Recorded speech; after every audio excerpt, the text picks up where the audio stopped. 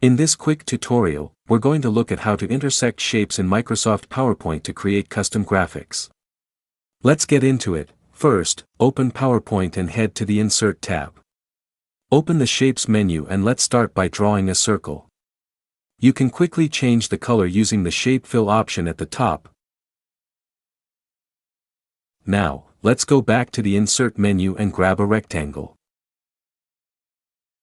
I'll change the color of this one too, just so we can see the contrast. Next, move the rectangle over the circle so they overlap. If you want to see exactly where they meet, we can make the top shape transparent. With the rectangle selected, go to the Shape Format menu and click the small arrow to open the Task Pane. Select the Fill icon, the little paint bucket, and slide the transparency up. Now, you can see that intersection point perfectly. To extract that part, select both shapes by holding down the Shift key. Under the Shape Format tab, find the Merge Shapes drop-down menu and select Intersect. And that's it.